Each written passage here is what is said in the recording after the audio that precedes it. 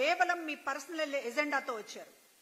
ఇక్కడ కాంగ్రెస్ పార్టీ లేదు, రాహుల్ గాంధీని ప్రధానమంత్రిని చేయడం అనేది లేదు, బీజేపీని వ్యతిరేకించడం అనేది లేదు, లేకపోతే మరి ఏ రాజకీయమూ లేదు, అసలు రాజకీయ ఉద్దేశమూ లేదు, ప్రజలకు మంచి చేయాలనే సంకల్పం అంతకంటే ఆమెకు లేదు. కేవలం అవినాష్ రెడ్డిని మంచిగా చూస్తున్నందుకు జగన్ మీద ద్వేషం, జగన్ గారి మీద ఒక పగ. ఇంతకు మించి మీకు ఇంకొక ఎజెండా లేదని మీరే చెప్తున్నారు. మీ మాటలు చూస్తుంటేనే ఒక వ్యక్తిగతమైనటువంటి ఎజెండాతోటి ఒక రాజకీయ పార్టీకి నాయకత్వం వహించడం అంటే ఇంతకంటే దిక్కుమాలినటువంటి పరిస్థితి ఏ పార్టీకైనా ఉంటుందా?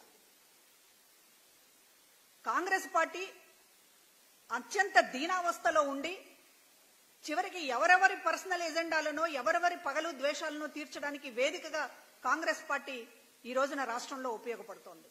ఈ వీడియో కానీ మీకు నచ్చినట్లయితే లైక్, కామెంట్, షేర్ చేయండి. మరిన్ని అప్డేట్స్ కోసం సబ్స్క్రైబ్ చేయండి.